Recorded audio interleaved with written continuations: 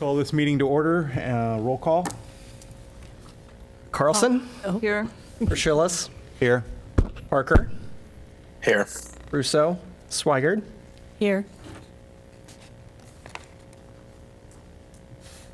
The Board of Adjustment is a quasi-judicial body created by the City of Iowa City according to state statutes.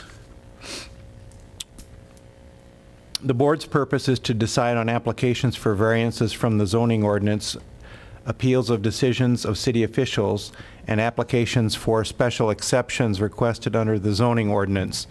The Board of Adjustment is an independent volunteer board made up of Iowa City residents and is not part of the city administration. We are assisted in our work by the city attorney's office and by planning staff. Prior to this meeting, board members received the materials submitted by the applicants, the staff reports reviewing the application, and any correspondence submitted by members of the public. Board members have not discussed the application or its merits with each other, staff, the applicant, or any other member of the public in advance of this meeting. All consideration and discussion by the board takes place in open meeting here tonight, where we also have an opportunity to hear from the public. The board bases its decisions on facts and evidence allowed by city code presented in open meeting. Concise and truthful testimony helps us a great deal in our decision making. We ask that if you wish to speak, you come to the podium, print your name and address on the sign-in sheet, and speak clearly into the microphone so your testimony can be heard by all present and by our minute taker, as all testimony becomes part of the public record. We ask that the proceedings be orderly and that when you are testifying, you address your remarks to the board. If this hearing becomes lengthy, we may ask that testimony be focused on new facts or on information not already presented. The order of proceedings for each application will be an oral report by staff summarizing the issues of the case and the staff's recommendations, an opportunity for the applicant to speak, an opportunity for any other interested parties to speak for or against the application, an opportunity for final statements and arguments by the applicant and staff. The board will discuss the issues and evidence, state its findings, and vote on a motion. Motions are always made in the affirmative. And now I will open the public hearing. Staff. We don't need to open public hearing until there's a case. Oh, that's what it says here. Okay. Well, we have a first item 3. The first special exception item would be EXC 22-0006, an application submitted on behalf of Iowa City Ready Mix Incorporated to allow a heavy manufacturing use in a general industrial I-1 zone for a temporary concrete batch plant at 3 East Benton Street. And now I will open the public hearing and ask for a staff report. Thank you. And just for the minute taker, Russo did come in now. So, 1 second. Just going to get this set up quick. Uh-oh.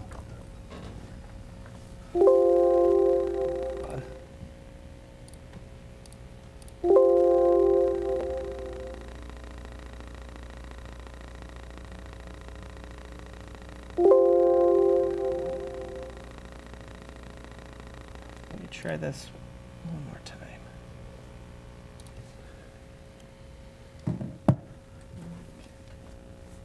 There we go.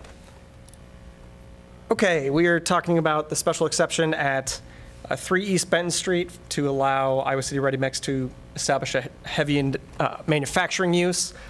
Note that I will also call this 11 West Benton Street throughout, so both of them are on the same property. 11 West Benton Street is kind of the specific part of the property where this is. That's the postal code for it. So if I swap between those, it might get a little confusing, but that's why. In front of you, you can see the an aerial of the site. So I have circled in yellow the west side of the property, which is where we're looking at. It's largely a vacant portion of the property. As far as surrounding uses, you can see the Riverfront Crossings Park to the south. The Iowa River is directly to the west of the site. To the north, there's some vacant industrial property and commercial uses, and then there's some Johnson County uses to the east. In terms of zoning, it's zoned I-1, which is general industrial. Surrounding zones include general industrial. There's some CI-1, which is intensive commercial. And then there's also some P1, which is neighborhood public. And that includes both the park and the Johnson County properties. So in terms of what's happening, like I said, Iowa City Ready Mix is requesting to establish a temporary concrete batch plant at 11 West Benton Street. This portion of the property is zoned I-1, which does allow concrete batch plants, which is a heavy manufacturing use, but it requires special exceptions, so that's why we're having a special exception for this. The portion of the site, like I said, is vacant, but it was formerly the site of the Iowa City Ready Mix property. So it was a concrete batch plant in the past. That's been 30 years ago or so. That's my son, he's in the hospital. Okay. I thought you might like that.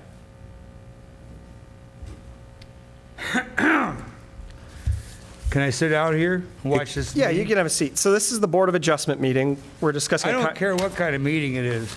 Okay. I'm here to hassle the criminals in this room. Okay. Who's with me? Anyone? Want to stand and pledge allegiance first? So the use then, like I said, is expected to be temporary, 6 to 8 weeks. They're expecting to have the concrete batch plant starting in April 2023. Pass that around. The use that's being proposed is a portable batch plant, so it's in a trailer essentially. It's got some material silos as well. There would be some material piles of rock and sand, and then there's also a portable office affiliated with the proposed use. The reason it's temporary is because it's essentially would be used as their primary facility at 1854 South Riverside Drive is undergoing some renovations. So that's the reason that there's a temporary batch plant being proposed. In terms of uses that would be used on the subject property that we're talking about tonight, there would be mixer trucks loaded on site, and then concrete would actively be mixed as the concrete trucks drive to the site. For the most part, they would continue to use portions of their existing facility as well for parking and some things, which I'll talk about a little later.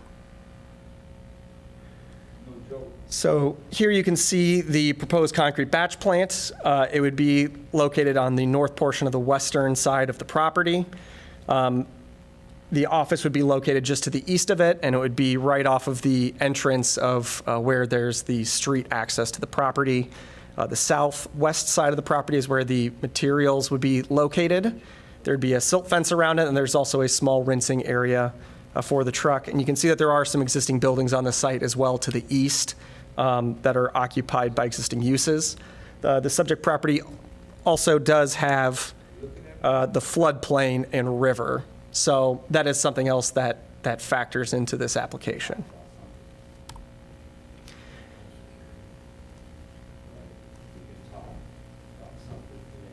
Sir, you're welcome to observe the meeting, but could we ask for silence? Sure.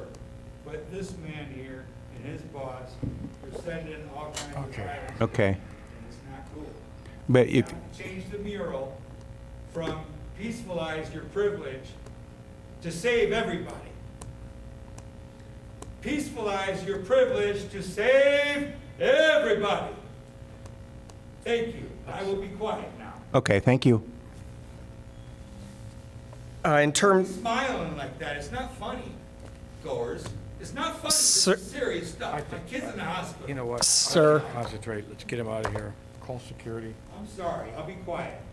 if he's quiet, he can stay. One more time. Yeah.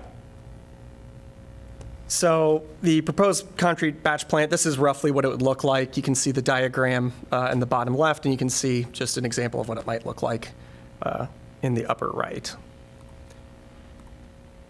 In terms of the proposed site, I've got some photos for you. The bottom left is looking south from the intersection of Benton and I believe it's Capitol Street. You can see that it's, again, primarily vacant. Most of it's paved. There is some gravel on the south side of the property.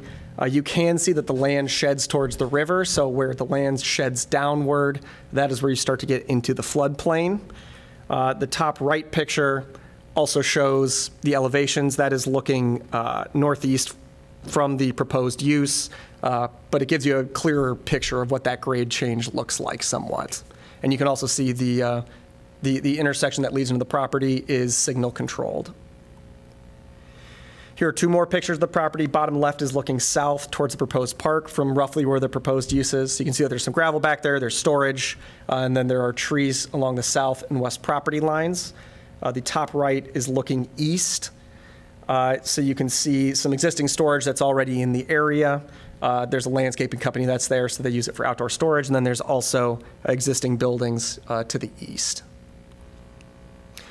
So your role tonight as the Board of Adjustment is to either approve with conditions, or deny the application based on the facts presented. To approve the application, you must find that all applicable approval criteria are met. That includes both specific standards that pertain to the specific special exception requested, and then also general standards that apply for all special exceptions. So the specific standards that we're talking about today are in City Code 144B4C4, and that is for heavy manufacturing uses in CI1 zones and I1 zones, excuse me. Again, heavy manufacturing uses in those zones are limited to concrete batch plants, so the proposed use would be allowed with a special exception in the following standards. There are three specific standards that we'll be looking at. So the first is that the proposed use must be at least 500 feet from residentially zoned properties. In terms of surrounding uses, most of them there are no residential uses nearby. There is a property that's zoned Riverfront Crossings Central Crossings, which has some residential uses. So that zoning designation is RFC CX, but that is not classified as a residential zone. And where the actual equipment is located on the parcel, it's more than 500 feet from the residential uses. So this staff believes that this criteria is met. There are no residentially zoned properties within 500 feet of the proposed use. The second criteria is related to outdoor storage, and that all outdoor storage and work areas must be located and screened to adequately reduce the noise, dust, and visual impact of the proposed use from surrounding properties. So in this case, the portable plant has a collector that will reduce dust impacts, and most noise is associated with loading the mixer, where that loading point is 100 feet from Benton Street. And the construction equipment is subject to the city's noise ordinance, and there are no nearby residential uses. So staff believes that those factors together help reduce that impact of noise. Now, I did want to mention briefly that Paula had sent me a question about in the application materials that you received, there is a discussion about the operation of construction equipment and how that applies. At that time, in our initial correspondence with the applicant, we had suggested that there be a condition that equipment not be operated before 7 a.m. or after 10 p.m. So that was modeled on the city's noise ordinance.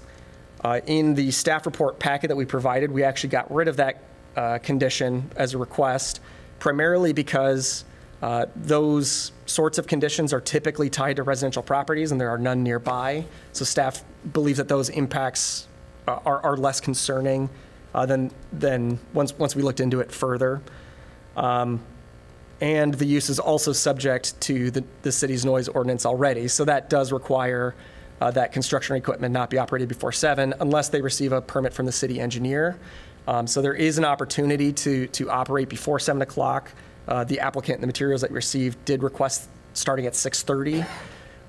Staff believes that the permitting process through Public Works would take into effect surrounding uses as well. So we believe that condition wasn't necessary at the end of the day, and that's why you don't find it in the staff report packet. So that, tied with the lack of residential properties around, is really what it boiled down to. In some cases, the applicant did note that they might want to even start at 5. That would also be subject to the city engineer's permitting process. If the Board of Adjustment doesn't believe that that's a satisfactory process, you do have the flexibility to tie it to it if you think it's going to impact surrounding properties. But just wanted to kind of bring out that discussion in the public hearing. So that's noise. With regards to screening, there are existing trees to the west and south that screen the use from the river and the park. There are existing buildings to the east that adequately screen the use from South Clinton Street. And as far as to the north from Benton Street, there is a 40-foot setback for the property. There is a change in grade. Staff does believe that that adequately screens it, especially given the temporary nature of the use. With it, they're expecting it to be 2 months. However, staff does want to ensure that this is a temporary use and that there isn't a permanent use established at this site, for some reasons that I'll talk about a little later. So staff does instead recommend a condition that the use terminate 180 days after March 1st, 2023.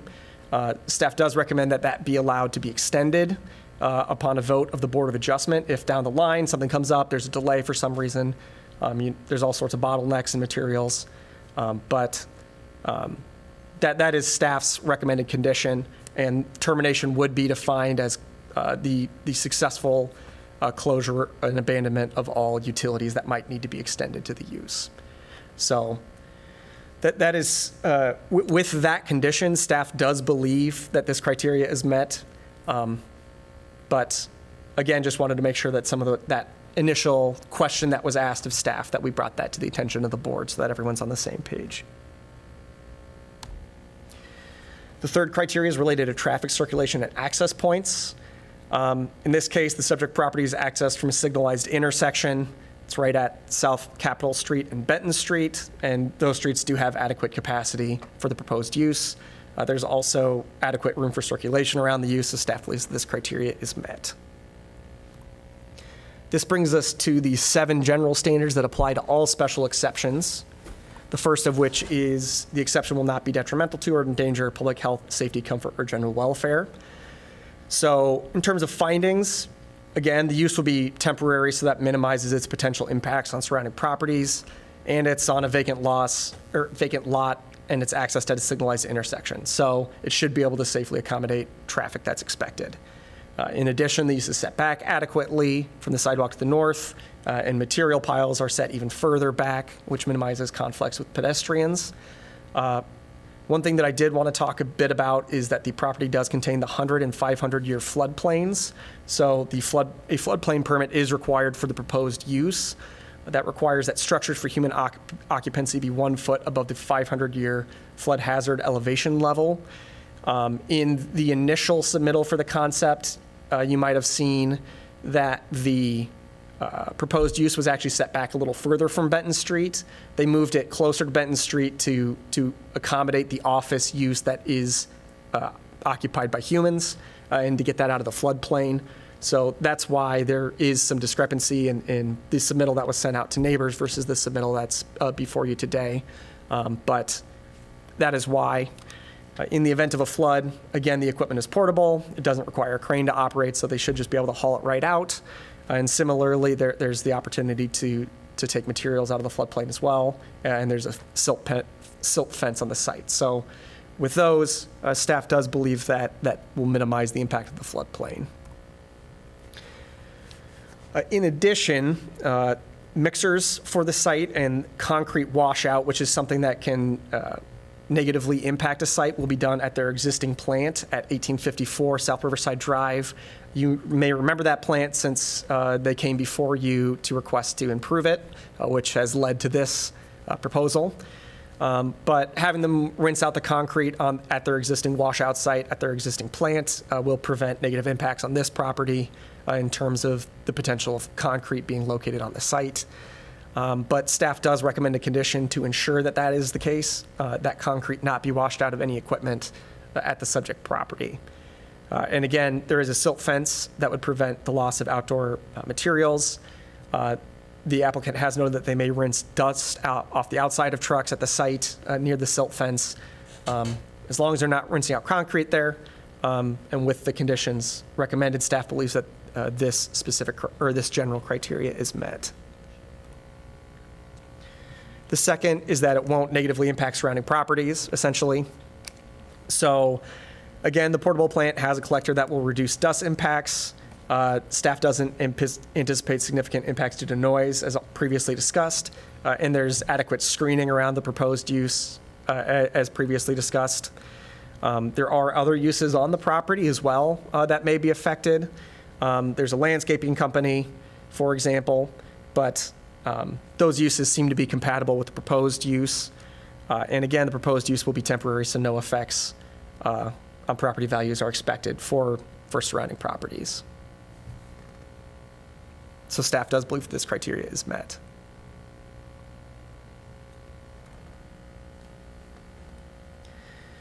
The third criteria is related to orderly development in the area. As far as the proposed use, again, it's established on a vacant lot, relatively small footprint compared to the size of the site, and is set back 40 feet from all property lines. And the area is fully developed. There is some vacant property, but it is fully developed with a mix of industrial, commercial, and public uses. And the proposed use is more than 100 feet from surrounding adjacent properties as well. So with that, and with the fact that the use is temporary, we don't expect there to be any substantial impacts on improvement or redevelopment within the district. The fourth is that there's adequate utilities, roads, drainage, and facilities. The site has adequate access to most utilities, and connections to utilities must be approved prior to construction as part of the building permit processes. Water service has to be provided for the site. I did get word today that water service is available at 11 West Benton Street, so the old connection that the concrete plant used to use is available. But the use does still have to connect to water, and any extensions of service. Staff does recommend that for any new alignments or connections and plans for properly abandoning service once the use is moved, since it's a temporary use, staff recommends that that be a condition, that it be approved by the city engineer as part of the site plan review process. So staff continues to recommend that condition, even though there's water service on site, just in case there are changes that need to be made, or if a connection needs to be extended somewhat. In terms of other uses or other utilities on site, roads, drives, and stormwater management won't change. And again, there's a silt fence that's proposed around the stockpiles. Staff doesn't anticipate any impacts with that. It is a public meeting. Oh, but the purposes are different. I don't like it. Well, yeah, it is a public meeting. He's free to take photos. I recommend plowing on ahead. I don't know, maybe you should get the cops in here and remove me, right? No, you don't want to remove me because I'll have you arrested. We can request What? not speaking, though. I'm sorry, you guys were talking to me. It's true. So, thank you for your.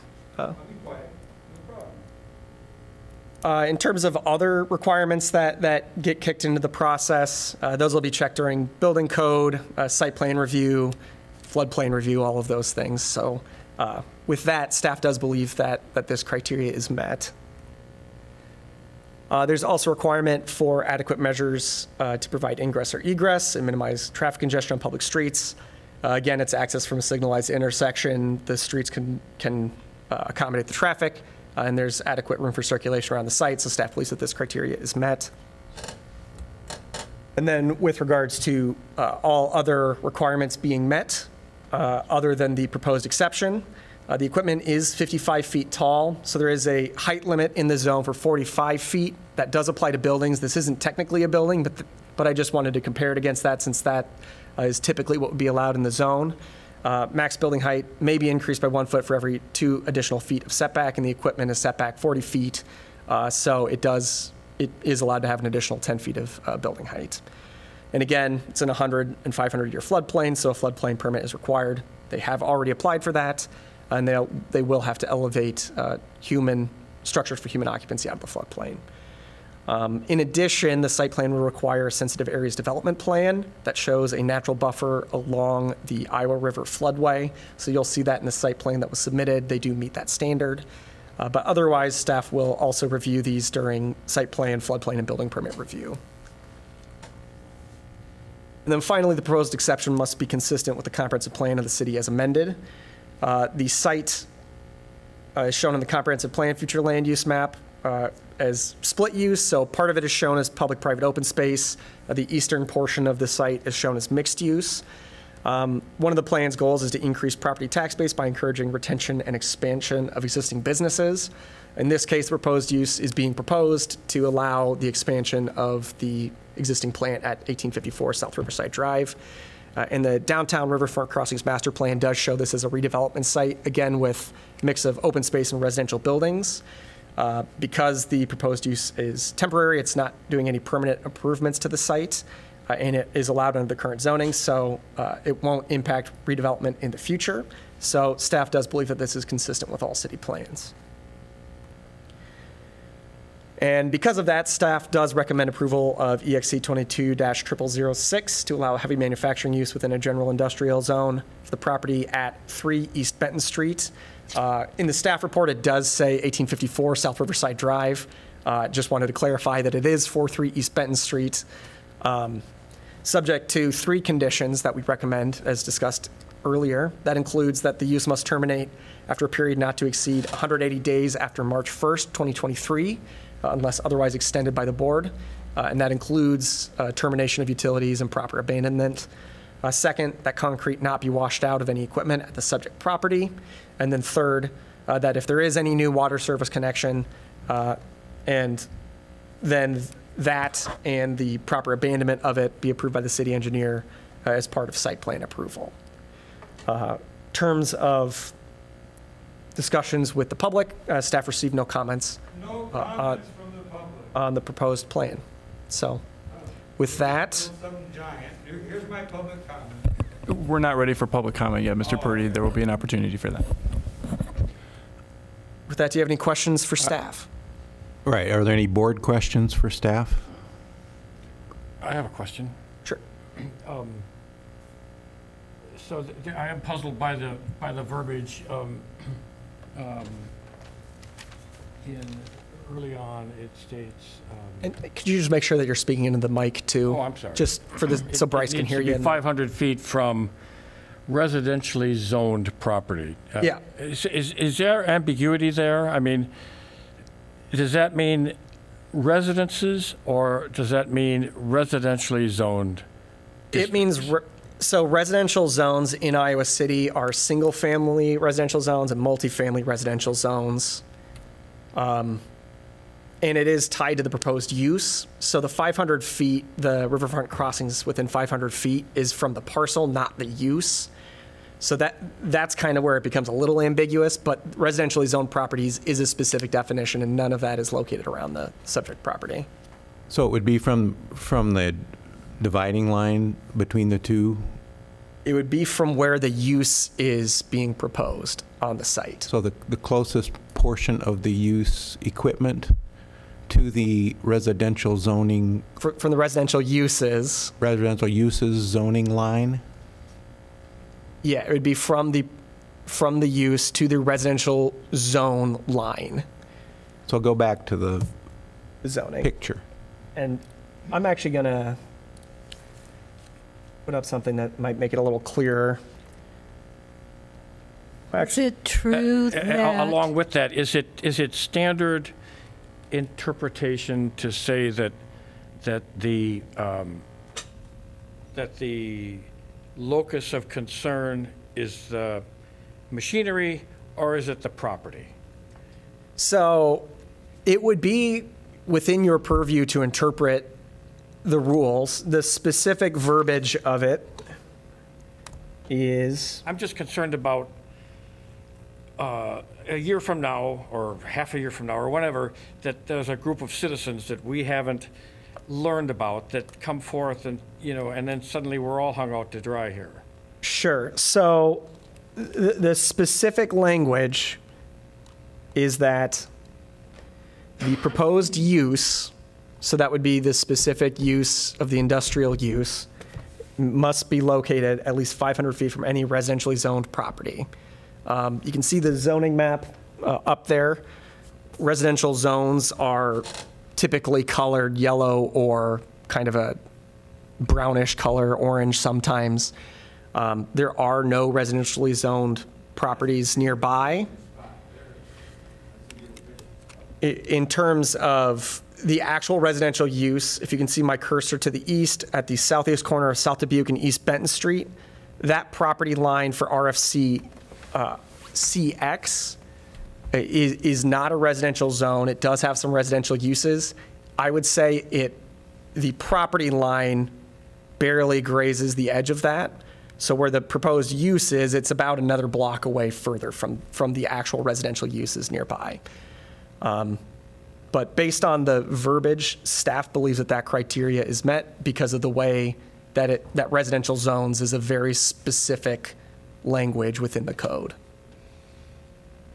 But is it true that you can have residential areas not located in a residentially zoned area? That is correct. And there are residential uses within that, but the proposed use is not within 500 feet of that. The property line of the subject property is. And the fact that, that the use involves a movement of trucks and materials so that there's really no, I mean, are we looking at that, or is it just the production machinery that is that we need to allow a special exception for? So you are just allowing a concrete batch plant use on the property. That would be what would be allowed, and staff is recommending that there be a condition that it be temporary. Just so that you do get an idea of what zones do allow residential uses, riverfront crossing zones all allow residential uses. CC2 zones that you can see are somewhat close, but none of these have residential uses affiliated with them. So the nearest residential uses are that property to the east at the southeast corner of Benton and South Dubuque. There is a residential use that's southwest of South Riverside Drive and the railroad. Again, all of those are more than 500 feet from the proposed property, and none of them are residentially zoned. Are there any residential uses up Clinton Street near I don't remember how close the sheriff's office is or the university building? Not nearby, Okay. or not. I mean, those are the two closest residential uses, I guess is what I would say. I have another question. We were talking about the time of operation. What days would this operate? Would it be 7 days a week? Would it be? So that would be a question for the applicant. Okay. And the chair will invite them to speak after talking with staff. I don't know if you want to do that now or if you want to keep asking me questions first and then have the applicant speak. I have a related question. So in the original packet that we got, wasn't there a time constraint put on it? So that was in our initial correspondence with the applicant. So we had initially considered putting a time constraint on it, but because there aren't residential uses that are within 500 feet of the proposed use, and because it's still subject to the city noise ordinance, staff didn't believe that condition was necessary in the final packet that you received in terms of our recommendation. None of you guys want Israeli police coming in here and taking me out. So did any of the property owners on the west side of the Iowa River receive a letter about this? It would be people within 500 feet, and that would include both owners and occupants. I do not recall if that reached across the Iowa River or not. I have one concern. There is a hotel on the west side of the river.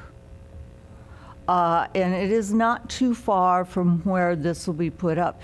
During the day, I don't think there would be a problem, but the side of that hotel that faces north, if there is a lot of movement at 5 or 5:30 in the morning, I wonder if that would affect the sleep of the people who are renting rooms on the north side, and so therefore would that have an effect upon the the business of that hotel? I don't know. That's I'm throwing it out, but that's one question that I have. during the day, I would have no problem. But early in the morning, I know when it is very quiet, noise travels a lot farther. And even in Iowa City at 5 and 5:30, it's pretty quiet. And so that was my concern, was not the noise during the day, but the noise like early in the morning. What was the city's original recommendations for time of operation? It was the same as the noise ordinance, so 7 a.m. to 10 p.m. is what we had initially proposed. Okay. Well, we can, Yeah, We we can need dis- to- we need to hear from them. yeah, we can talk to them, and then that's always an option for us. Can I just say this, that, well, no, I'll save that comment for later. Okay. All right. Any more questions for staff? I now invite the applicant to speak. Remember to sign in and state your name, please.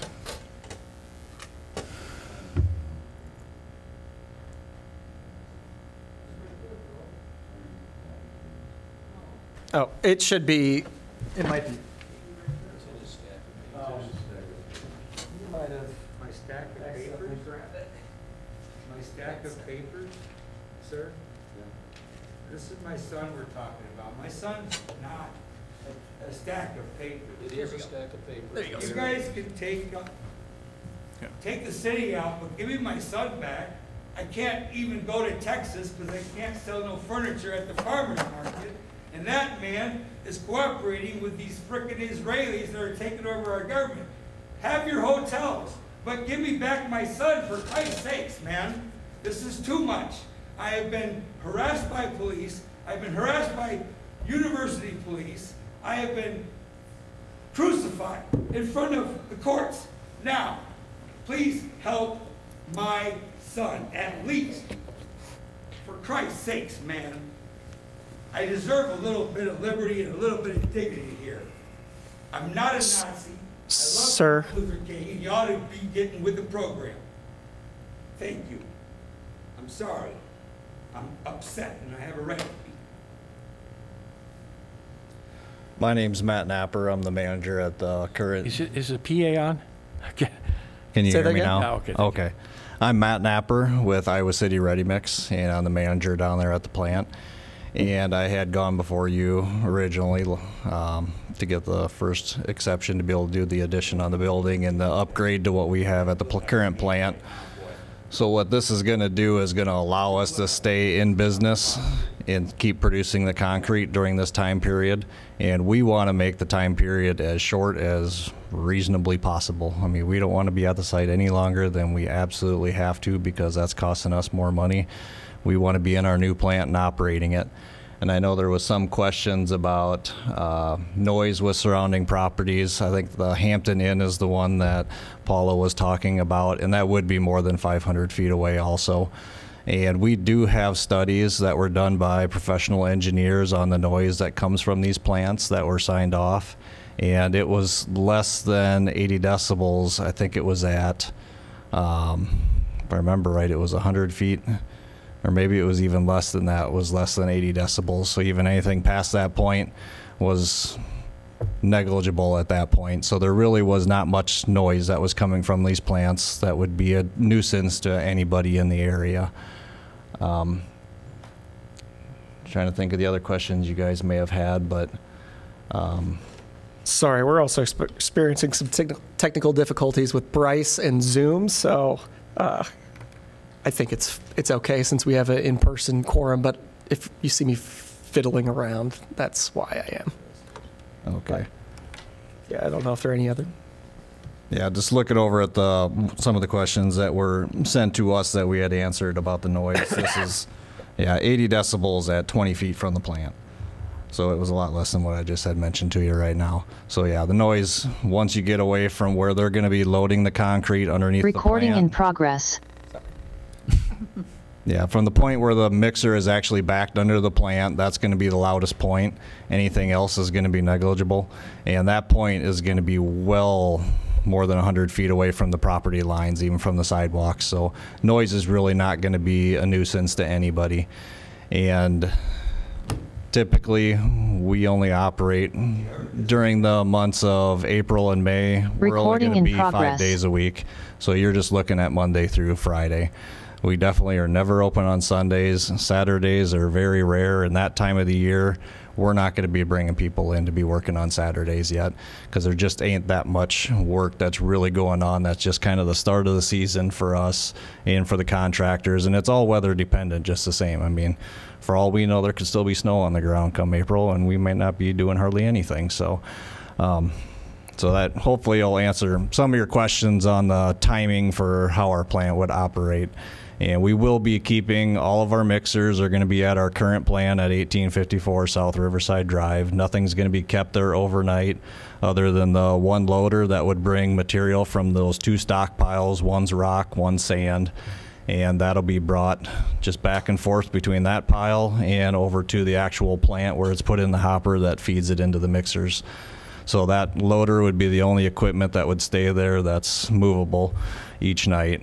And then we just have one person that would be in that trailer, and that's just to control the loading sequences. So that's the only person that would be on site full time. The mixers that are there are just going to be parked there, loaded, and on their way to job sites during the day, and then at night, and those will all be back at our plant and back in their sheds. So all those things are kept indoors.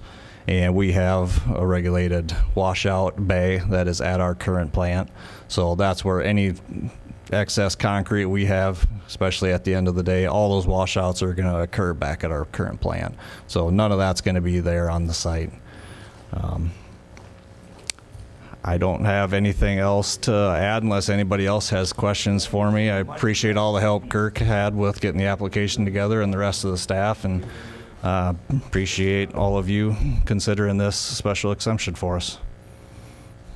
I do have a question. Maybe I missed it. What time do you usually end the workday? Our workday typically is done by 5. 9 to 5? Okay. Yeah. Yeah. Usually, I mean, typically, summer months are different because that could be a little bit later. It might go till 6:30. I mean, we run on contractor schedules. So, I mean, most of it is all loaded out before 5, and then we're just waiting around to see if they had enough, and you may have to load one more a little bit later. But these months, I don't foresee as busy as what we are right now.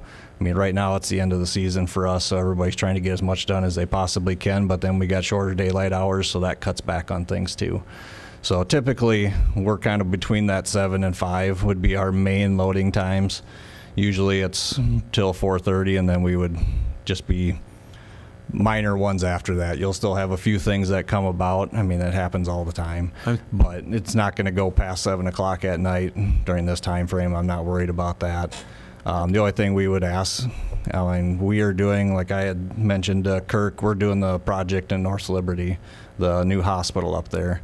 So right now we just have once a week that it's an early morning pour, and that's hopefully we'll have most of those done by that time comes, and we may not have any more left to do yet.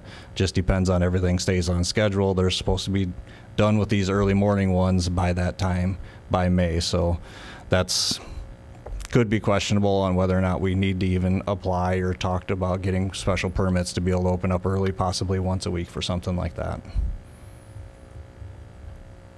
So you said your typical hours of operation would be a start time of what? Normally we would be starting around 7. I mean, I would like to go, I mean, right now where our plan is, we probably start loading at closer to 6:30 because most people want it on site at 7. It kind of depends on when the sun comes up. So it's closer to 6:30 is probably when we do right now. But that time of year, we're just getting started, so not everything is happening because it's still cooler in the mornings yet. So a lot of things don't happen first thing. So if it was decided by the board that 6:30 start time would be your earliest possible start time, that would not be... That would work for us. That would be okay with you. Okay. And you don't think you'll be working on Saturdays? No. Or Sundays? No. It's very rare that we have the Saturday, especially that time of year. Thank you. Can we take a little time out here, Kirk? I know, I think we're all a little bit unnerved. Yeah. And the fact that he left, if he comes back, we don't know why he left. Could be to get a weapon. We don't know. Fair. The individual is Joe Purdy. He's been a fixture at our meetings recently, city council meetings and other meetings. He's disruptive, as you saw, but we have found the best course is to plow ahead and just get our work done as best we can. He, as you saw, repeatedly kind of invites police intervention and would, love to have that kind of conflict, and we have found it best just to move ahead and get our business done as best we can. We have received no information to suggest that he is an armed force or armed presence. Like I say, he's been to numerous city council meetings and so forth. So my recommendation would be, certainly if you need to take a brief recess to, kind of clear your mind, if that's necessary, that's certainly appropriate, but otherwise my recommendation is to move ahead. Nothing is done, but my point is that if he comes back in, I don't know what his purpose is. I'm not going to sit here and tolerate it. I just won't. I'll just leave. If protocol requires that nothing happen if he comes back in, then I'm going to leave. There's no reason for any of us to take a risk to satisfy Public meeting requirements. Right. I mean, would it be possible to have a police officer in here in case, or? If you like, we can certainly, if he returns, call for a police presence just on a standby basis. Yeah. I'll warn you that that may Provoke him? prove to be even more disruptive, but Well, if you feel like your safety is at issue, certainly we can do that, and they would be happy to send someone. I think that's, Do we have a could panic we- button, or? If he comes back, our apologies. Our apologies. you have witnessed what, you've witnessed what he did, he turned on you guys too. It's important that everybody in this room feels comfortable. Yeah. So if he comes back, can we just suspend the meeting? You can take a brief recess. I would say that we take a recess, we go get a cop on standby. Is that? Yeah. That would be my recommendation. So I don't think that we want to, unless you wanted to meet again tomorrow, I don't know what schedules look like for all this stuff. I just don't know what the history is. Yeah. You've educated us about it, but it's all new to us. And, Sure. I think back to Fairfield and whatever it was, we're just, it's not, the pay isn't great enough to take that kind of risk. Yeah. Understand. Yeah, my recommendation is he comes back. If it makes you nervous, we take the chair, adjourn briefly for a brief recess, and we could bring an officer over. Yeah. I'd be happy to have you wait in the conference room behind me in the meantime, if you'd like. And then once an officer is here, we can resume the meeting, if that's acceptable to the board. May I ask what his complaint is, or what's his beef? I would recommend we don't get into that at this meeting, since that's not an item that's on your agenda. I'd be happy to talk to you about it later after the meeting, if you'd like.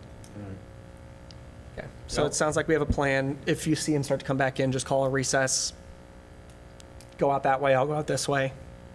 Yep, that door. I'll go out that door. I'll grab a presence. Thank you. You guys are on your own. No. You can come with me. Well, I'll go out that door. You said he's been a recent presence at several meetings. Yeah. Have police been involved in any of those situations? He's been at nearly every city council meeting for the last several months. There's not been a city officer present for any of those meetings. He's been talked to outside in other circumstances by the police if he's being disruptive outside. Yeah, I don't want to necessarily escalate it, Well, we can take a recess and just see how, but I'm with Mark. if you feel unsafe, yeah. I'm not going to. Well, I just, when when he's taking pictures of us. it's aggressive. I didn't know if you had if there was a legal relationship between you two. I mean, we're not party to any of that, and I'm thinking, this isn't good. He specifically said he came here to hassle you. Right. He's upset with the city. There are many officials with the city ahead of me with whom he's upset. But I think that since he associates me with city council, because I am the city attorney, and he sees me in their presence at every city council meeting, given all those who are present in the room today, I would be the, natural target for his angst. So if he's going to shoot somebody, it's you. I would presume it would be me. Okay. Well, presumptions are often incorrect. I just, Anyway, okay. on a way out. While we have a recess, I'm also just going to note, Zoom does not seem to be cooperating, so we have lost Bryce, just for the record. I'll say this, that if we're able to resume with Mr. Parker, given that he will be missing, has already missed, and presumably would be missing a significant portion of the discussion, it would probably be appropriate for him not to vote ultimately. Yeah. I have one more question of the applicant. Wait, well, I'm sorry. do we wanna- Let's resume the public hearing. I was just curious. I don't know anything about, the mechanics of all of this. Is there a lot of dust produced? Is it you're probably under federal mandate to capture most of that, or how does that work? Yeah, this plant that we'll be getting, it has an actual dust collector that's built right over the head where it'll be loading into the mixers.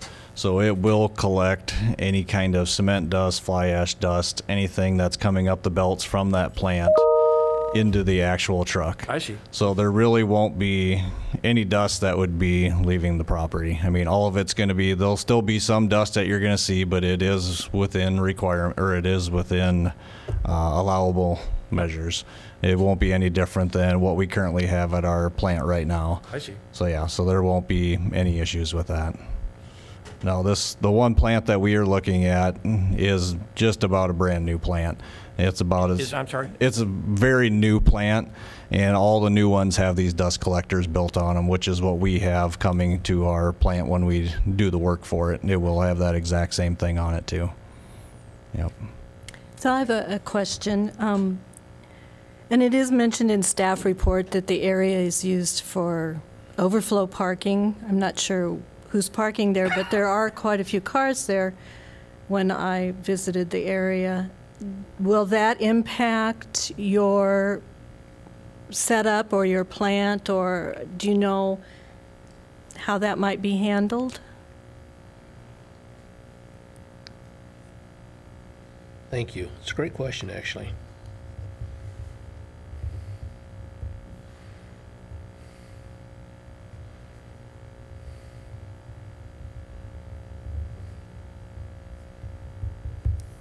And I just put down my address as 3 East Benton Street because I'm John Ockenfels. That whole area is owned by Eagle View Properties, and I'm one of the owners of Eagle View Properties. The parking issue, those cars that are all parked there, nothing is overflow, by the way. The space is currently leased by the Sustainable Landscape Company, and their employees park there while they're at work. And I'm just going to move them over to the other side by Clinton Street on a different property next spring when this comes about. We have lots of places for them to park. On another issue, somebody brought up noise. My office, where I physically spend most of my day, is actually in my hangar at the Iowa City Airport. And I'm literally located about 300 feet, plus or minus a little bit, from the current plant. You can't even hear the building. You can't even hear the operations today inside those buildings, and it's just a metal building. So I think that's, just to put that in perspective, I literally really am that close. So if you have any questions about the property, I'd be happy to answer those. And by the way, the current address of that was 11 West Benton Street. Capitol Street is the dividing line between East and West Benton Street. So we have 3 East Benton Street and 11 West Benton Street. We cross town, if you would. So any questions at all, like I said, I'd take those for you, property-wise. All right, thanks. And So- go ahead. So how long do you want, in your dreams, how long do you think you will be there? How long, I mean, what do It you says want? specifically here that Our hope is no longer than 6 to 8 weeks. Okay. I mean, that's kind of the timeline we're looking at with our contractor, McComo Cecina, who is going to be generaling the project for our renovation for the upgrades at our current plant, and that's what we're looking at right now. So yeah, we're looking at hopefully no more than that 2 months. And it behooves you to be there as short a time as possible. Yeah, we want to be there as short as time as possible because I mean we're paying money for that portable plant, and it's not our plant. We want to be back in our home. And from the perspective of staff, the reason we chose 180 days is because that's what we would typically do for a temporary use permit. And so we thought that it was appropriate to kind of model it after some of our other requirements that we would put into place. So if you thought that a shorter period of time is preferable based on the conditions and your concerns, that's always your prerogative to adjust the findings that staff has. I have another question. So you will have one office, a trailer appearing office on site with one employee there. What plans might you have for the security of the area? And the reason I bring that up is I live in the area, and there are numerous people now in the area who are seeking alternative housing arrangements. And we have had some issues in my neighborhood where I live, and I just would like to bring that to your attention and encourage you to make sure that you've got everything secured. Everything that we would have on site would be secured. The job trailer where the one person will be at, just with his batch computer, that'll be locked up each night. And like I said, the only other equipment that would be left there would be a loader, and those doors would be locked also. So those are the two only access points you really would have. Everything else will be closed in on the equipment. Thank you. Any other questions for the applicant? Okay. So now we move on to public comment. We invite anybody in favor of the application to speak. Seeing no one, we invite anyone opposed to the application to speak. Seeing no one, any final questions from the board to the applicant or the staff?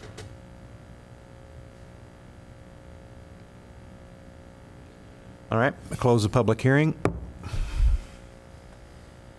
And we move to a motion.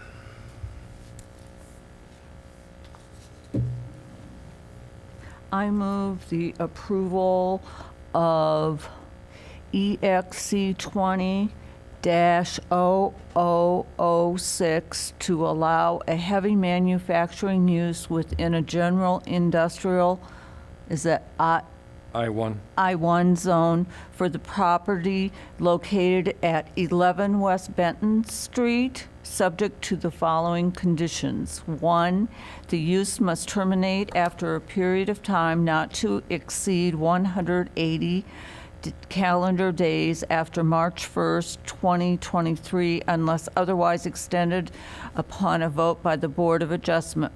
For the use to be considered terminated, all utility services must be properly abandoned as determined by the city engineer.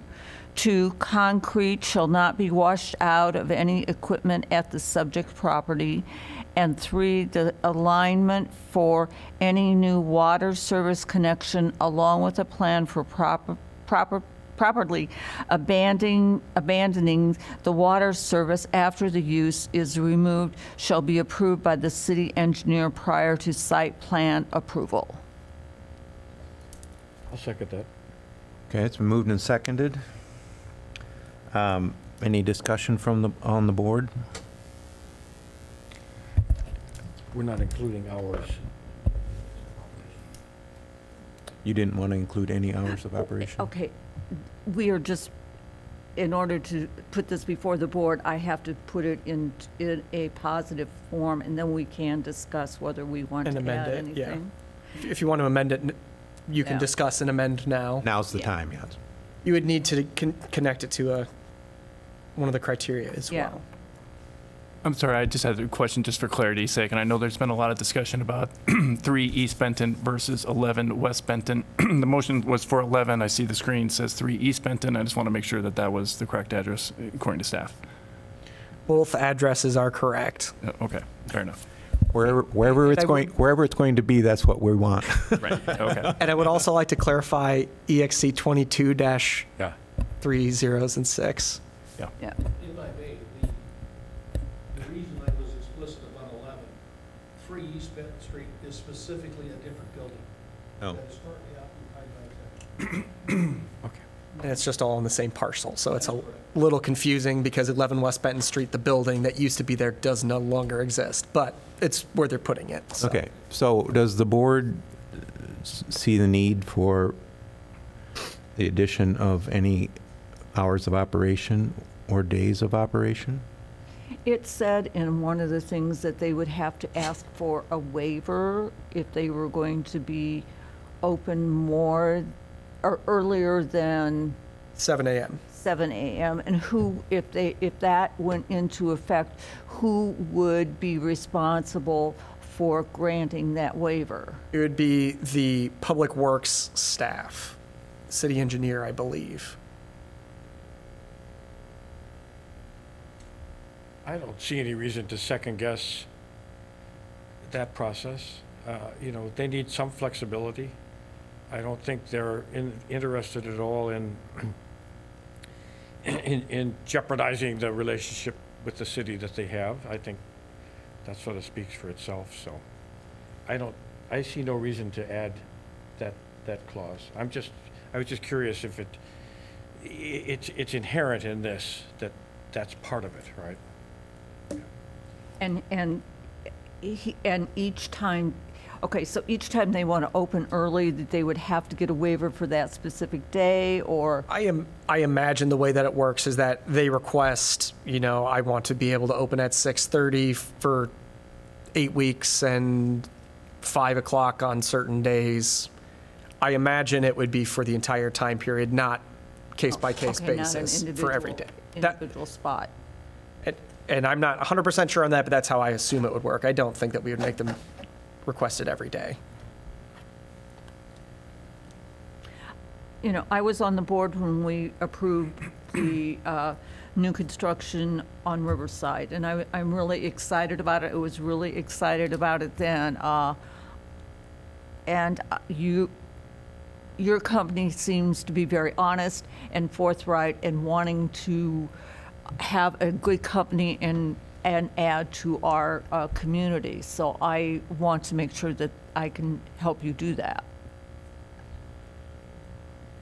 Okay, so it seems as though we don't want to attach any stipulations. No. Okay. So now we move on to finding of fact. Does anybody want to give that motion? Regarding item EXC 20. 22. 22. Sorry. Oh, okay, I'm reading what you did. Okay, so Yeah. it's 22, okay. Yeah. Okay, 22 0006.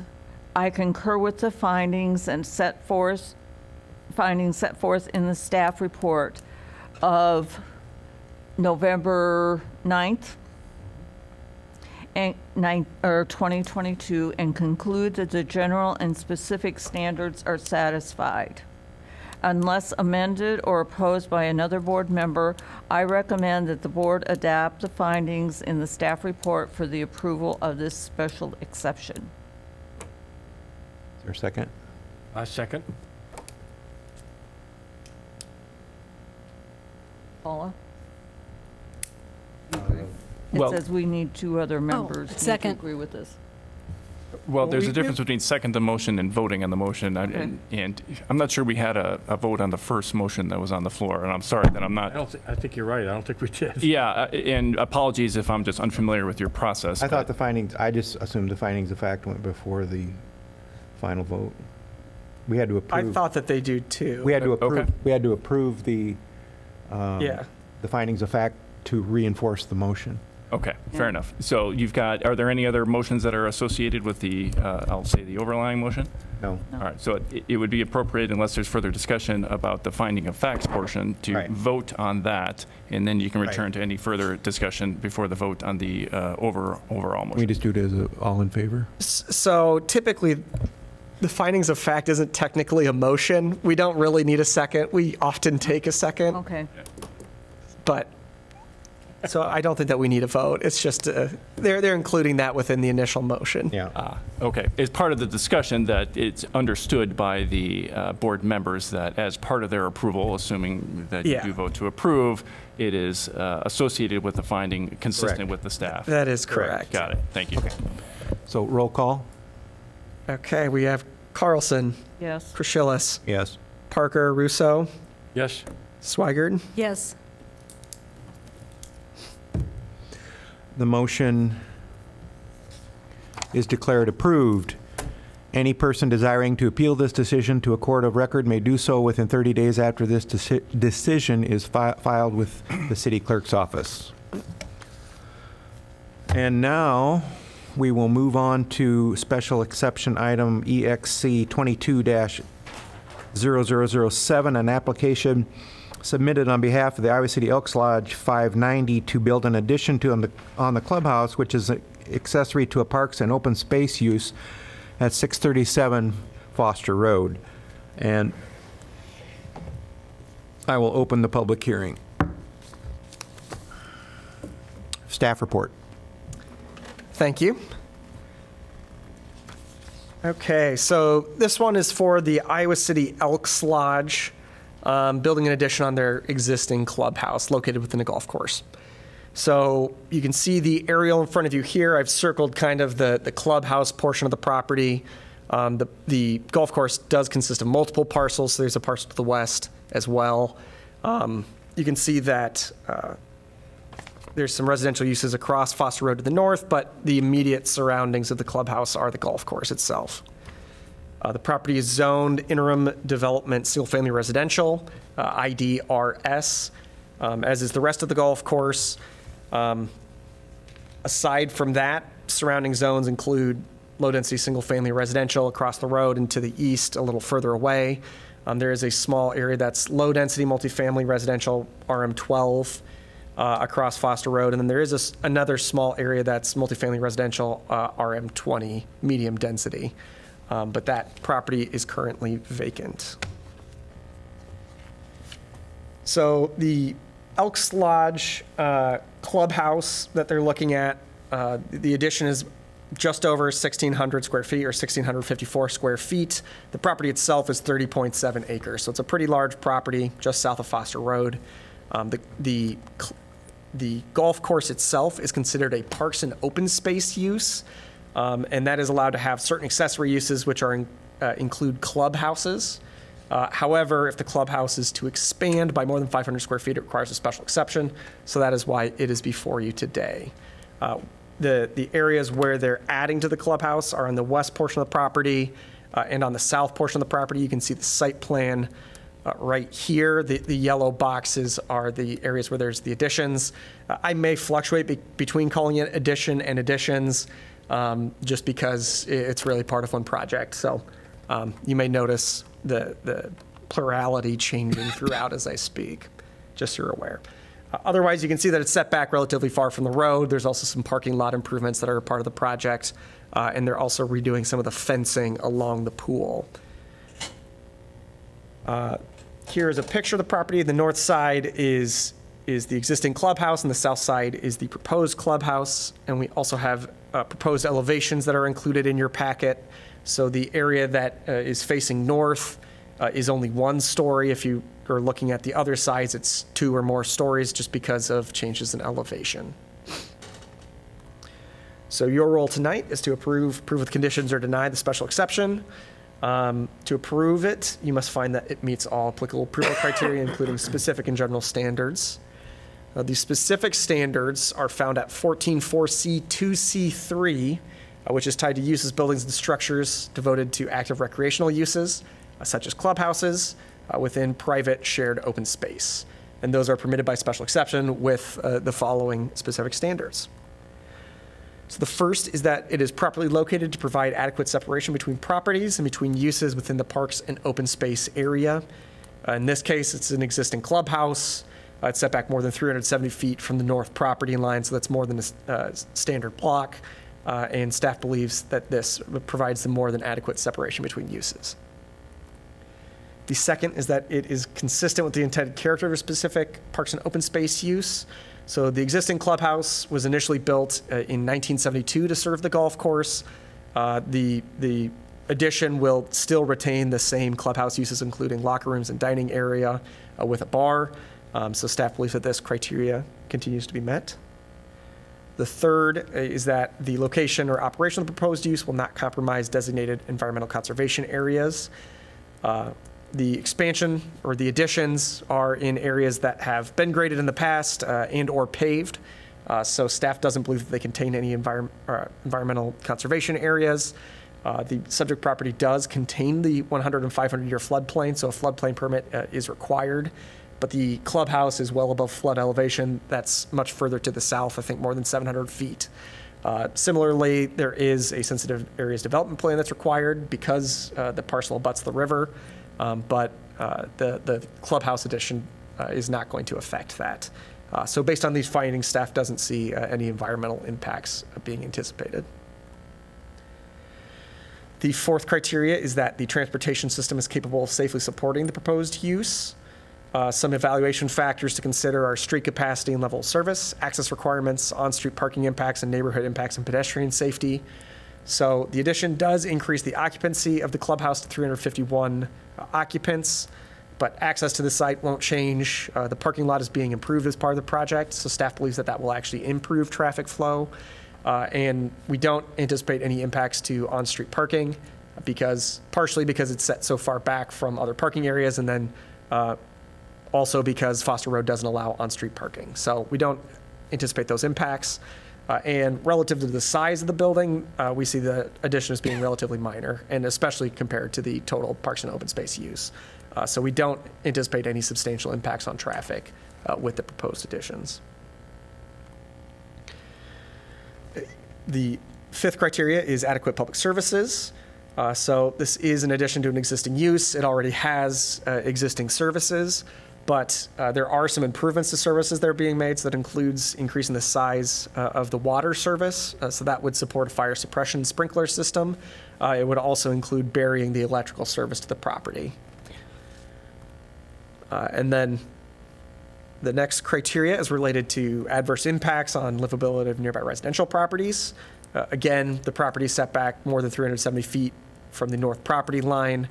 The proposed addition is to the west and south of the building, so it's not moving towards the property line, and so we don't anticipate any impacts on livability. And then finally, there is an opportunity if the addition is less than 500 square feet that it could be approved by the building official, but in this case it is more than that, so a special exception is required. And that brings us into the general standards for special exceptions. The first is impacts to health, safety, comfort, or general welfare. Again, staff doesn't anticipate that the addition will affect the use or significantly impact the intensity of the use. And access to the property is not being modified, so we don't anticipate major impacts to traffic generation. It does have some safety features and aesthetic features that we think are positive, including expanding water service to allow a sprinkler system in the building and burying electrical lines, which can improve the appearance. And access to the pool will be rerouted through the clubhouse, which will improve the ability of the applicant to monitor folks accessing that pool. So that should also improve public safety as well. And then finally, the project also addresses ADA accessibility issues at all entrances. So with those, staff believes that this criteria is met. The second is that it won't negatively impact surrounding properties, essentially. And again, it's set back pretty far from adjacent residential uses. And the additions are to the west and south on the property. And it will also retain the current use, so we don't anticipate any changes to the compatibility with surrounding uses. And it will include or improve the aesthetics of the clubhouse through the electrical service. So staff believes that this criteria is met. Third is that it won't affect development of surrounding areas. This whole area is already fully developed with a mix of residential, parks, and open space uses, and the proposed additions are set back from all adjacent properties, so we don't anticipate any impacts on surrounding properties. Fourth, again, is adequate utilities, access roads, drainage, and facilities. Existing clubhouse, so all these things are already provided. Most of the things aren't changing, other than water service and the electrical lines that we see as a net positive. But staff will ensure that all standards are met through the site plan and building permit processes as well. So staff believes that this criteria is met. Fifth, ingress and egress designed to minimize traffic congestion on public streets. We need adequate measures for that. The property is accessed exclusively from Foster Drive, but no changes are being proposed to the driveway, sidewalk, or street. And there are some improvements to the parking lot that staff believes will help improve traffic flow through the site, including end caps on the ends of the aisles. So staff believes that this criteria is met. 6 is that it complies with all additional standards other than the proposed exception. The addition does conform with all dimensional and site development standards for IDRS zones. It is in the 100 and 500-year floodplain, so a floodplain permit and sensitive areas development plan is required. The applicant has already applied for that. In terms of parking, parks and open space uses, if it's a golf course, has a requirement that there be 3 parking spaces for each green or each hole. The applicant is proposing 85 parking spaces, which is well above the minimum required. In this case, typically for an accessory use, if there are parking standards that are affiliated with it, that is included within the accessory use standard. So for example, accessory apartments has a standard that you have to provide such and such a parking. Otherwise, it's principal uses that trigger the minimum parking standards. But that criteria is met. Staff believes that is satisfactory in terms of this requirement that must be met.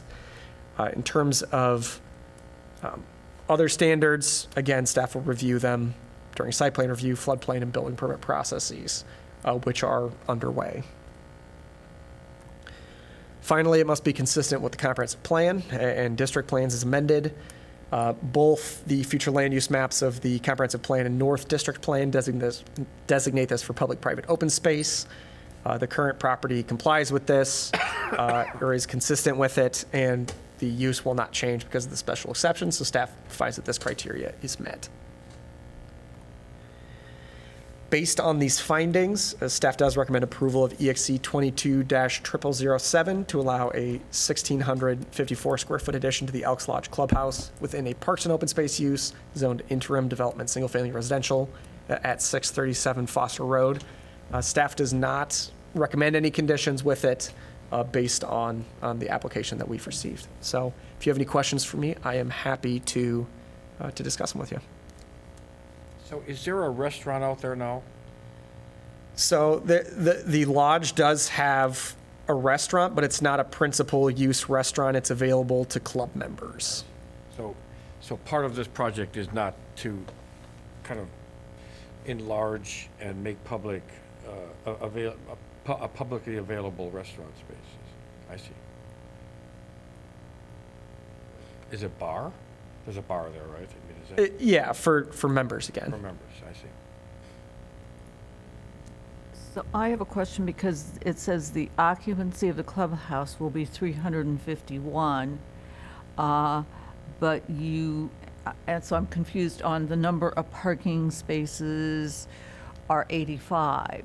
You feel that 85 parking spaces would be able to accommodate people who want to play golf and also use the clubhouse? Yes, staff believes that the parking is sufficient based on what they've proposed. I mean, it's pretty similar to what they have now. The addition isn't too terribly substantial relative to the size of the property, so staff, and also arguably people are there for the golf course. That has not changed. That is still the principal use of the site, so staff believes that is met. If parking is a concern that you see, You know, again, you as the board could impose a condition about a minimum parking requirement that's different from the minimum allowed for the zone. Staff considered it and decided that we thought it was sufficient, so we didn't think a condition was warranted.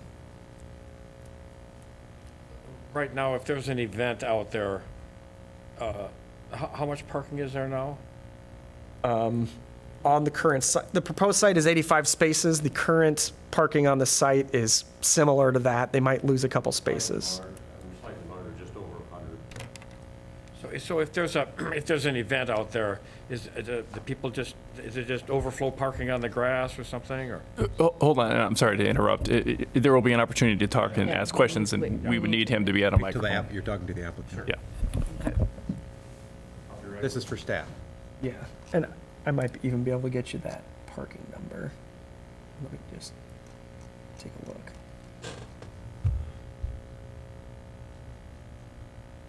On the flip side of that, Mark, it's a private club. If they don't have enough parking, it's their problem. It's not the city's problem. I mean, it's not going to affect the city. It's going to affect the members of the club. So it's a private club, and if They're used to it now. yeah, I mean.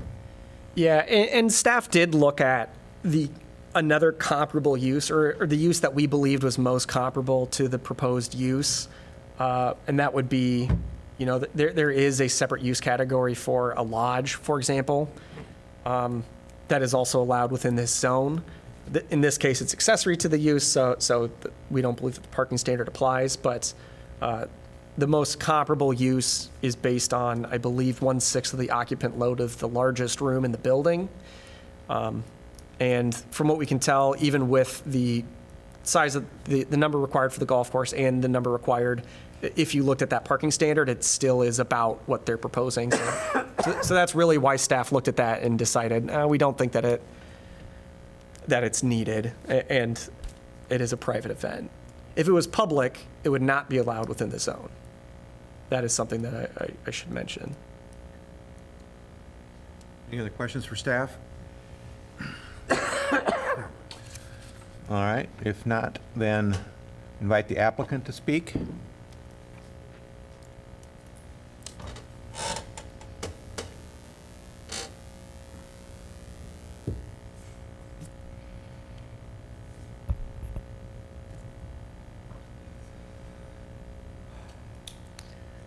Thank you. My name's Steve Wilson with WCS Construction here in Iowa City. I'm also a member at BPOE 590, and I've grown up here in Iowa City. So I started golfing on the golf course in 1981 as a little guy. I also served in the chairs there in leadership, past exalted ruler, and been a full member since 1994. So I have a little bit of background on the lodge. You brought up some good questions in your dialogue back and forth. It's kind of a seasonal and cyclical process that we go through out there. It is a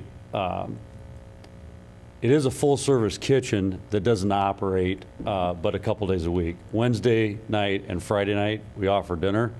And then from Memorial Day to Labor Day, we offer lunch at the pool and downstairs in a limited capacity. So sandwiches and that kind of thing to keep people happy at mostly people that are bringing, because it is a private pool, we do have a lot of action at the pool as far as that. And part of this project, as Kirk talked about, was to provide ADA access at the parking level when you drive up to it on the north side, as well as segregating our membership when they come in to use the pool from the restaurant use at times, because there's a little bit of overlap occasionally, and then take the golf folks and funnel them in a different entrance so that they are not driving right in front of the pool. Right, currently, we drive between the existing clubhouse and the pool fence in our golf carts to register for golf, which is a public safety item that we have to look at, whether it's public or private. It's not a good setup. We've talked about it for years, and there just wasn't a good way without reconstructing the site to do it. This project allows us a chance to do that, as well as upgrade other public safety pieces that we touched on here. Alan Wieskamp, who was the architect for this, is also a member.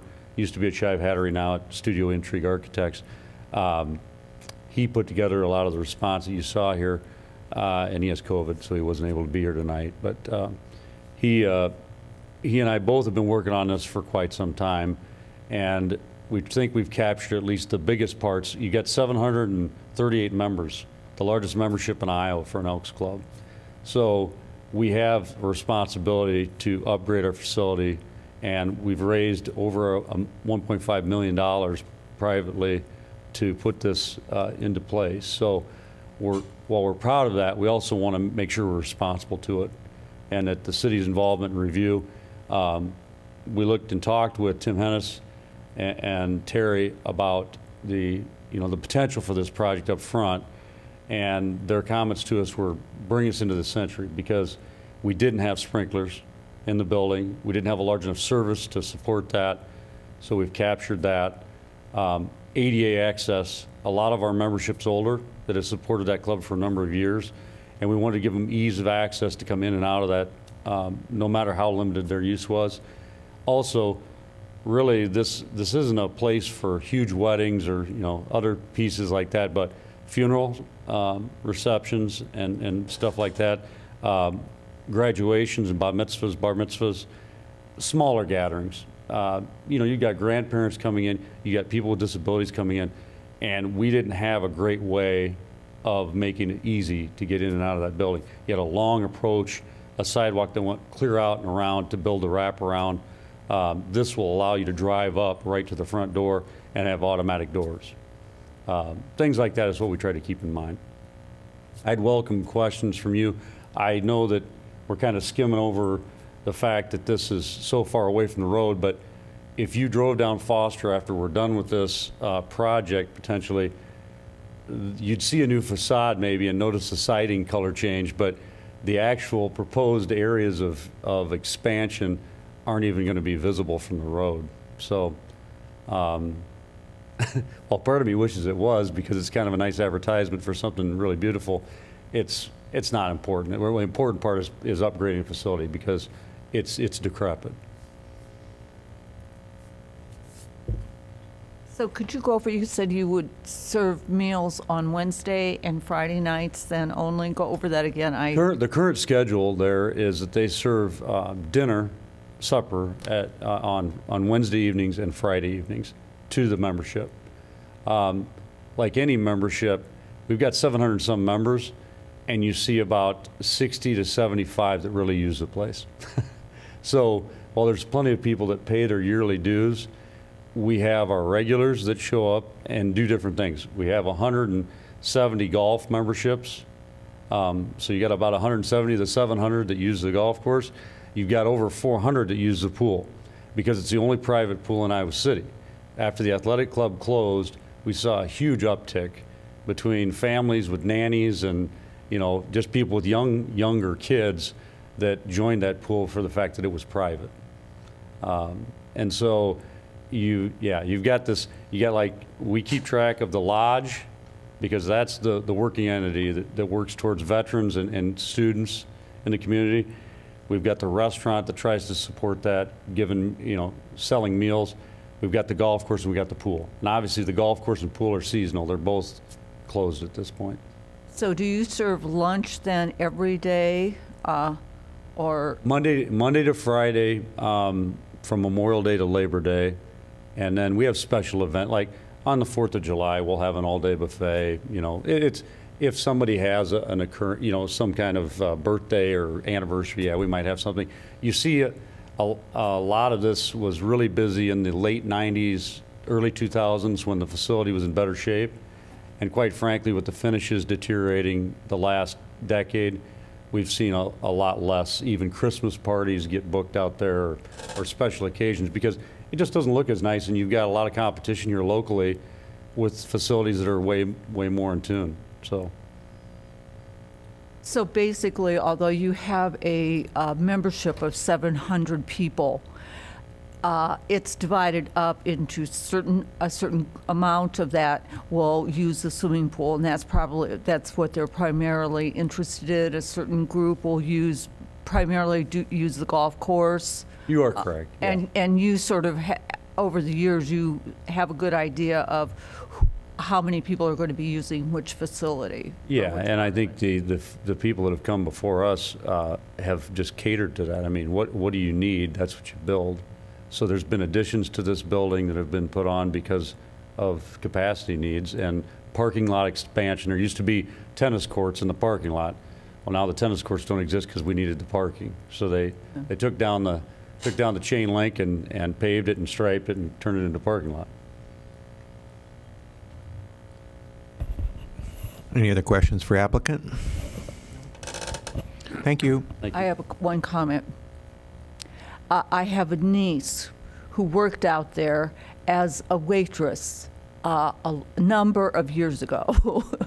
And she said it was a great place to work at that point. It was in the 80s. So, yeah. Okay. It's time for public comment. We invite anyone in favor of the application to speak. We invite anyone opposed to the application to speak. Are there any final questions for the applicant or the staff from the board? Board? Nope. Okay. Paula? Nothing? All right. Therefore, close the public hearing and be ready to entertain a motion. I move the approval of EXC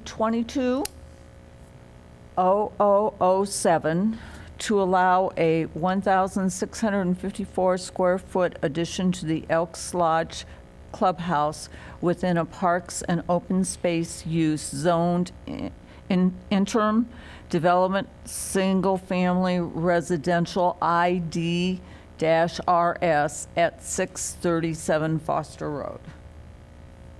Second? Yes. Okay, now we will consider the findings of fact.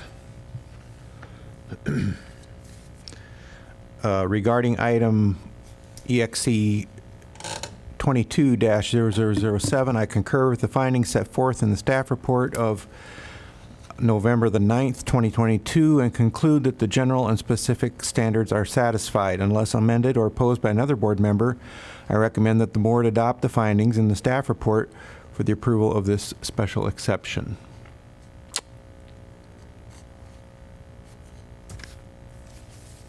Any comment on that? We'll take roll call.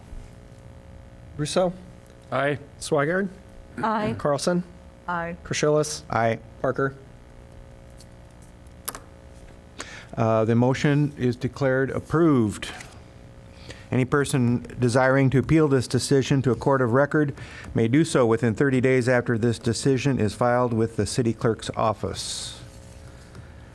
And now, Gene, I would like to note that item 3 we missed on the agenda. So we probably need to return to that now, or you can return to it after item 5, I suppose. But it's... let's do number 3.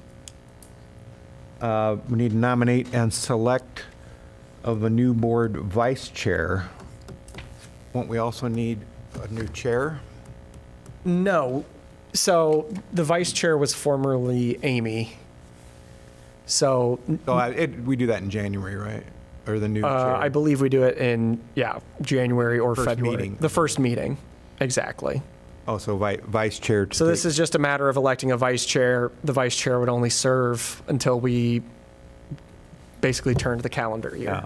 So both positions would be filled then in January? Yeah, again? they'll be refilled in January. So this is only be for One meeting. well, possibly. Are we having a meeting next? Yes. Oh, Yep, we have a complete application. okay. So 3 minutes of fame. It's a quickie. Low stakes. It's between you three. You can't do I both of them? It's my first meeting. Okay, I'll do it for one meeting. Okay, so I, We have to have a Oh, motion. I bit for that, didn't I? You nominate her then, I nominate Nancy. Nancy for the position of Vice chair. Vice board chair. vice chair. Yeah. Temporary position. Yeah. For just, Well, it's not, I'm sorry, it's not necessarily temporary. It will feel temporary, but you are filling this position Yeah. on a Until- permanent basis until, until we get a new one. right. So if Jean, for any reason, would not be able to Right. attend in December, you would be the chair. I'm Right. gonna, You better not go south. I'm skipping. That'd be my last meeting. All right. We had a motion. Do we have a second for that? Yeah, and a second vote? for that. I'll second it. Okay. Thank you. Well, we need a vote on that as well. Yep. All those in favor, say aye. Aye. Opposed? Okay, Thank you. In order to do the election in January, how many people do we have to have here? It just needs to be a majority or a quorum. Quorum. Which is, The usual. 3, Three physically present. correct. okay.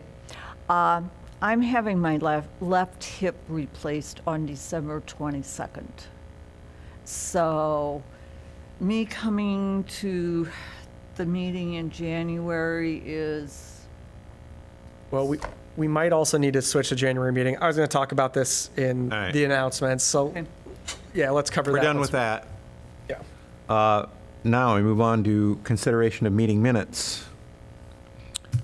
Anybody have any thoughts about that? Good luck. Yeah. Hit them straight. Any thoughts on the, if there, We approve the minutes of the July 18th meeting? that's what we're, Okay. I'll make a motion that we approve the meeting. I'll second it. Minutes. I'll second it. As written? Yes. Yes. I second it. All those in favor? Say aye. Aye. Aye. Opposed? They're in the books. All right. Announcements. Okay, I have several announcements this time because we haven't met since July. Yeah. First, Paula, as you've all met. Paula, what's your last name? Swigert. I'm sorry. Swigert. Swigert? Swigert. Why? S-W-Y. Okay. G-A-R-D. Okay, sure. Swigert. Swigert. And so she is joining us for, I don't know what your term is, but for the foreseeable Well- future, since it's a longer term for the board. So, About a year. okay. But we appreciate you coming in, you can and stay longer if you want. probably should have done a welcome at the beginning rather than at the end, but Job will grab you. That's all right. It was grabbing tonight. Yeah. for different reasons. Yes. Okay, so that's the first item. The second item is Jean's term is up December 31st. I believe that, is this your first or your second technically? Second. This is your second. Okay, so you would not be able to reapply then, I believe, based on our policies. Yeah, on a city basis, not on a Board of Adjustment basis. I think that may be right. I haven't looked at that recently, but that feels right. Yeah, I So the believe, Board of Adjustment might be different. No, I'm saying that that's not a specific Board of Adjustment thing. That is a Correct. city boards and commissions And policy. what is that clause? What is that? you can serve 2 terms on a single board, and then you have to jump boards, essentially. It's just a city policy. And I don't know, does that include finishing out a term, or is it 2 full terms? Right. I think it's 2 full terms, and so obviously if someone were being appointed for the last couple months of 1 term. 10 years? yeah. Really? Oh, congratulations. I even took a little break in between. Yeah, you came back, I think. Yeah. But I think it's consecutive, so if it's not, if this is your, Maybe it was short, maybe that was part of it, yeah. yeah, so that's something to consider. If you may be able to reapply, if you've already served 2 consecutive terms, you would not be able to reapply for the We're board. losing a lot of experience. Yeah. I'm going to be running for dictator of Johnson County, so keep that in mind. I've got plans. Yeah. And it's not your last meeting. It's not your last meeting, so there's still a chance. Oh, yeah, you never know. We'll see. But I just wanted to make sure that we're all aware of that. So your last meeting may be coming up in December. My next item is, I sent it to you today. There's a Iowa Public Records and Open Meeting training that's voluntary if you are interested. It would be held over Zoom at 6 p.m. on December 8th. So you should have the information for that. I do have a flyer as well if someone wants to take home a flyer. Just let me know, but that could be an option for you if you are interested. We will have a December 14th meeting. We do have an application, so we'll finish out the year strong. Nancy will be our vice chair for a meeting. And then finally, this brings us into January, where we will have a conflict with City Council for Emma Harvett Hall. So there are two options. One, we can try to take Emma Harvett Hall on another day, or two, we move meeting locations. Other meeting areas could be the senior center, where I believe we've met briefly. Maybe we didn't for this commission. I can't recall. No, we Planning and zoning met there. We did not. Okay, so we got spoiled as the board, but that's an option. I believe that they have space. I reached out to them today. The library is another kind of backup option that we can use. Or if we have a small meeting, depending on if any more applications come in by Friday, we might also be able to use the Helen Conference Room. I just wanted to kind of test the waters, see if you wanted to try and switch the date and stay here, or just switch the location. That's in January? January 11th. I don't care. I won't be here. Yeah, you don't know. You might apply. Never say never. I might. Never say never. We might twist your arm and make you. But- Okay, I have my 3-week appointment on January 6th. I know I cannot drive until I have my 3-week appointment. Now, I don't know if I will be able to drive, on January 6th when I go to the doctor or not. It's with your hip, there's a certain period where you cannot drive. So For me, it would be easier if we did it Later. later on Yeah. in the month, and I would have a better possibility of making it here. On the 11th, I would not promise for sure. in that case, I would propose, the other day, Emma Harvett Hall is pretty busy, so looking for a time where we can actually meet here is somewhat trickier. I would propose January 26th at 5:15. I believe that Emma Harvett is available at that time. That would give you some additional time to recover, Nancy. Yeah. That's a Thursday. That is a Thursday. All the Wednesdays are booked in. What's more important, city council? Yeah. Come on. The 26th would work for me. What are you talking about? You don't even want to be here. I'm sticking up for you guys. Thank you. Okay, so I'm hearing January 26th would work. So would that mean that we would have, the meeting in February would be the second Wednesday of the month? Yeah, we would- So there would be a short time between the January meeting and the February meeting? Correct. Yep. But from staff's perspective, we would use the same application deadline. We have some flexibility if we slide it back. And that's often, we don't always get applications in January or February, so it kind of depends on the year too. But I just want to make sure that we get this on the clock now so that we can block off the time. So if that sounds good, I'll send that in my follow-up email, and I will book off January 26th for our January meeting. And our February meeting would be the 8th, so it really would just be a little less than 2 weeks apart, but. Okay, Is that it? that is it from me. Okay, move to adjourn. Second? All in favor? Aye. We are adjourned.